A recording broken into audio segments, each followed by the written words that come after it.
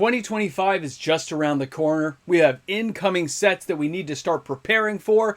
And if you're looking to build a new commander deck or augment a commander deck, there are some cards we probably should be talking about.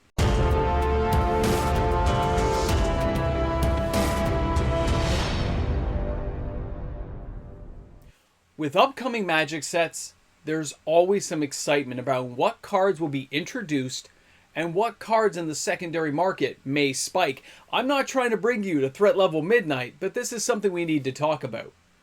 Welcome back, everyone. MTG Moxman here, the One Punch Man for Halloween. I hope you guys are having a great time. Now let's get on to some serious stuff. I know, I'm all dressed up. I'm feeling pretty good. It's going to be an awesome Halloween. Now, back to seriousness. Upcoming sets cost a lot of money, but they can cost you a lot more if you're not ahead of the curve on some of the speculated cards that maybe you're going to try to buy or seek out. What happens is a lot of FOMO kicks up after these cards get released, and then you're too late because the cards have already been bought up, and if one of them happens to hit, it just costs you a lot more money to try to build the deck, to try to construct the commander deck you're after, or to augment a deck you want to build. Now, when I looked at the cards and I look at the upcoming sets, the first one I really want to focus on is going to be Tarkir. So let's take a look at this together. Now, I want to start by saying Tarkir is a fan favorite for a lot of players. Everyone loves dragons, okay? The part there where it says, Ugin's influence can be felt across the entire plane through special Ghost Flame card treatment found on 10 cards. Okay, now the storyline's important here because it says, this marks the set conclusion of the Dragon Storm arc. Dragons are pouring out through dragon storms all over the plane. As the dragons take flight across the skies of Tarkir, each flap of their wings rips through the onpass, and of course one of the 5 resurgent clans of Tarkir strikes back against this threat to the multiverse. So there you have it. Seems pretty simple, doesn't it? More dragons are coming. Probably some ones you remember from back in the day. And yeah, we got a little bit of Ugin in there, as you can tell. Remember, Ugin right now is banned. He is not around because he's out there somewhere in the Ghost Realm keeping watch over Nicobolas, but this could lead to something a little bit bigger. Now, I'm not saying Ugin's going to be in the set other than kind of an aside. I don't expect to see him as a planeswalker coming around again, but there'll probably be enough of him around to give you the idea that he could come back in a future set. That would make a lot of sense for Wizards of the Coast, so pay attention to cards like Ugin the Spirit Dragon and other constructed planeswalkers of the like that are dragon related, including Nicobolas. Some of those cards may spike up a bit. But here's where things get a little bit tricky because let's not forget that those cards can be reprinted. These cards can't. Now, the first card I want to share with everyone is Hivis of the Scale. Now, yeah, he's been as high as $20. He is reserve list, okay? He's from Mirage, and right now he's around $279. I looked around. You can find a heavily played copy for like $1.50. He's not an overly expensive card, but FOMO has a crazy way of dealing with cards like this. It is reserve list after all. Now, Hivis of the Scale costs 5. 2 red, 3 other. It is a 3/4 summon legend that says you may choose not to untap Hivis of the Scale during your untap phase. He has a tap symbol there that says gain control of target dragon. If Hivis becomes untapped or you lose control of Hivis, lose control of that dragon. Makes perfect sense, right guys? Now remember that card where he was up there at $20? That was at the end of 2022. Dragons have a funny way of just getting us a little bit excited.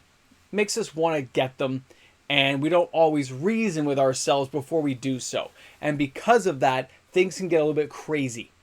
The pricing can get off the chart, FOMO takes over, and before you know it, you're paying $5, $6, $7, $8. When right now you know it's a $2 plus card. And that's for near mint. You can find heavily played copies. Now, he's not the only dragon-related card. I could have showed you Rashida Scalesbane. That is a white legend that taps to like take care of dragons. It's good to know. Not an expensive card, not being mentioned in today's video other than by name. But there's one more important card I got to share with you guys. Take a look at this one. This one's a little bit more serious.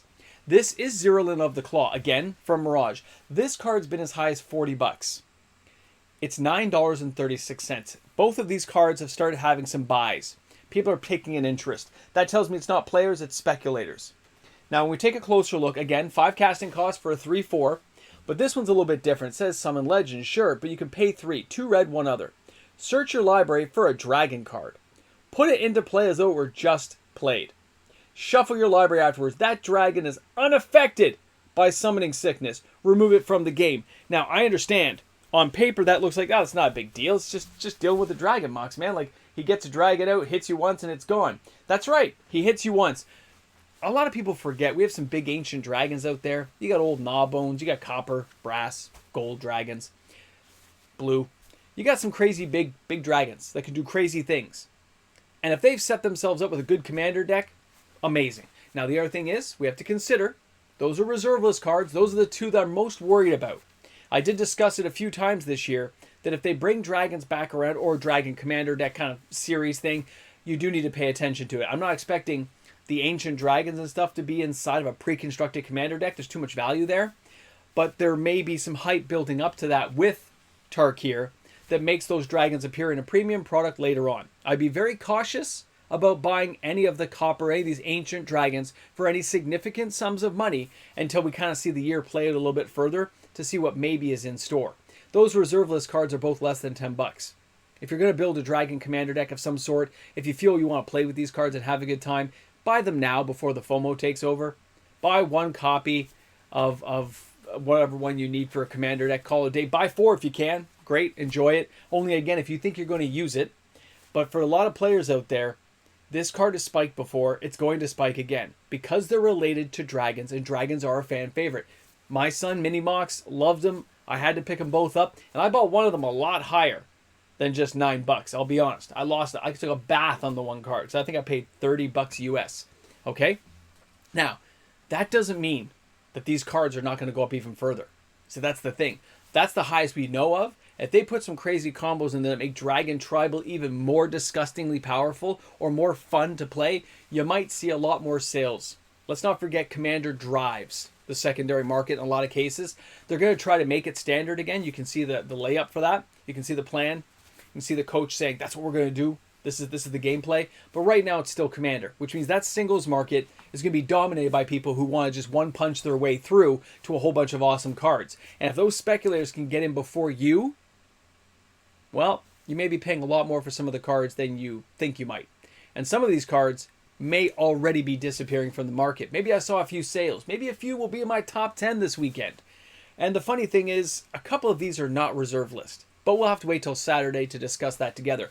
I just want to make sure that as we go into this new year and all these new upcoming sets, I know a lot of people say that's ridiculous, these cards aren't going to go anywhere, but I've seen it happen too many times. I've seen other people cash in on some just good old-fashioned detective work, a little bit of knowledge, a little bit of experience, and they come out way ahead, cashing in cards to jump into that Mox Diamond, basically for free, to drop into a power card, because they managed to sell enough of another card on speculators who, wanted to get the card a little bit too late and paid a lot more money than they should have. Cards like Seeds of Innocence, right? Winding Canyons, when they were like $6-7. Not to mention Deranged Hermit when it was $16 earlier this year. Something to pay attention to, guys. Either way, I have warned you enough. I must now go and deal and help protect the city. Guys, have a great day today. Happy Halloween, and thanks for stopping by the channel. I love this outfit. Hey guys, a big shout out and thank you to the fantastic patrons of my channel. A happy Halloween to everyone, by the way. I hope you're having fun with the kids and you have a great, safe evening out there. I mean, it's Halloween. It's so awesome. But if you're a patron, if you're a YouTube membership member, you help make this possible. I dressed up as One Punch Man, and I may not be able to save the world, but you know what? I can save some people some money. Don't buy the wrong magic cards. Have a good one, guys. It's time for the Ramble and the Jamble.